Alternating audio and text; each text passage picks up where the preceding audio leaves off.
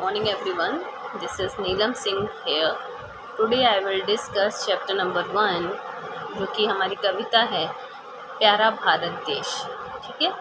Open your Hindi first book chapter number 1 प्यारा भारत देश at the page number 9. ठीक है.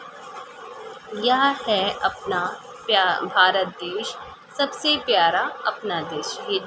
ये जो कविता है वो हमारे देश के ऊपर है, कवि ने लिखी. उसने इस देश के ऊपर कविता इसलिए लिखी क्योंकि उसको अपने देश से प्यार है, और हम इस कविता को इसलिए पढ़ लें क्योंकि हमको अपने देश की विशेषताओं का पता होना चाहिए. ठीक है.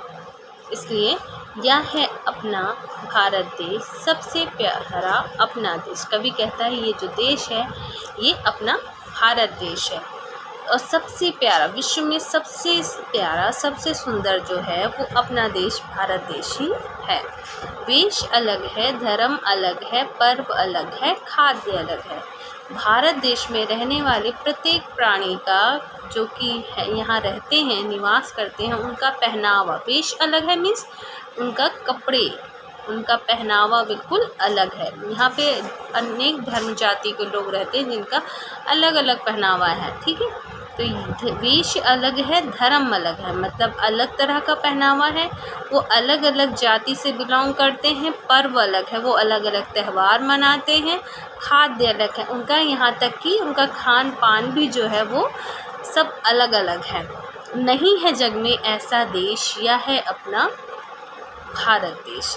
तो इस तरीके का देश विश्व के किसी और देश में कोई और देश नहीं है, सिर्फ ये एक भारत देश है जहाँ पर ये सब कुछ देखने को मिलता है कि जाति भी अलग है, मज़हब, जाति सब कुछ अलग होने के बाद पहनावा भी अलग है, खाना जो वो लोग खाते हैं यहाँ के लोग वो सबका अलग अलग है, त्यौहार अलग हैं, धर्म अलग अलग है.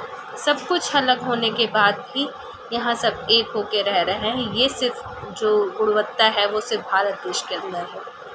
नदियाँ कल कल बहती रहती, अमृत सा जल देती रहती. नदियाँ कल कल करके आवाज़ करती रहती हैं और बहती रहती हैं, और अपना जो उनका जल जो है वो अमृत के समान है, मतलब पी के जो लोगों को जीवन दे, जिसके जल से लोगों को जीवन प्राप्त हो रहा है, तो वो जल बिल्कुल अमृत के तुल्य है.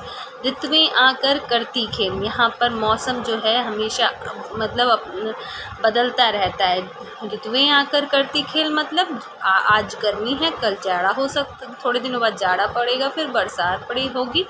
और यहाँ पे जो यहाँ का एटमॉस्फेयर है, जो यहाँ का मौसम है, वो थोड़े थोड़े समय पर बदलता रहता है. प्रकृति का यहाँ अनोखा मेल. यहाँ हमको प्रकृति का एक अलग ही स्वरूप देखने को मिलता है. यह है अपना भारत देश. ये देश कोई और देश नहीं है, ये हमारा भारत देश है. इसकी रक्षा हमको करना है. ये हमको अपने देश की रक्षा करनी है, नहीं किसी से हमको डरना. हमको अपने देश की रक्षा करने के लिए किसी से डरने की ज़रूरत नहीं है. जीना है करके ऊपर शीश. हमको अपना सर उठाकर अपना जीवन जीना है, नहीं किसी से लेनी भी. जो हम दया की भावना में आकर या किसी भी तरह से हमको भीख में कुछ देते हैं, या ये सोचते हैं कि ये दीनहीन है, बेकार है, इसको हम लोग कुछ दे देते, तो हमको किसी से भीख लेकर अपना जीवन यापन नहीं करना है. ये भारत के लोगों में बहुत बड़ी क्वालिटी है कि वो गरीबी में अपना जीवन यापन कर सकते हैं, मगर किसी से भीख मांगकर अपना जीवन यापन करना नहीं पसंद करते हैं, जो स्वाभिमानी लोग हैं. यह है अपना भारत देश. ये देश कोई और देश नहीं है, ये हमारा भारत देश है. तो बच्चों, ये हम जो कवि ने ये जो कविता लिखी है, डॉक्टर डी.वी. सिंह ने ये लिखी है कविता. उन्होंने ये कविता सिर्फ इसलिए लिखी क्योंकि उनको अपने देश से बहुत प्यार था. उन्हें अपने देश की विशेषताओं का बहुत अच्छे से ज्ञान था. उन्होंने बहुत गहराई में जाकर ये बताया कि यहाँ के लोग जो हैं अलग अलग धर्म के हैं, उनका लिविंग ऑफ स्टैंडर्ड जो है वो बिल्कुल डिफरेंट है, बट फिर भी सब कुछ अलग, पहनावा अलग होने के बाद भी, पर्व अलग होने के बाद भी, धर्म अलग होने के बाद भी यहाँ सब कुछ अलग है. खान पान भी अलग होने का है, पर फिर भी सब कैसे रहना पसंद करते, एक होकर रहना पसंद करते.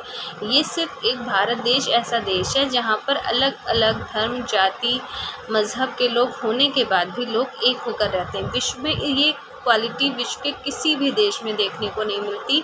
सिर्फ ये एकता हमारे भारत देश में ही देखने को मिलती है, जहाँ पर लोग अहिंसा को बढ़ावा देते हैं, जहाँ पर लोग सत्य पर चलना पसंद करते हैं, जहाँ पर लोग धर्म का पालन करना पसंद करते हैं।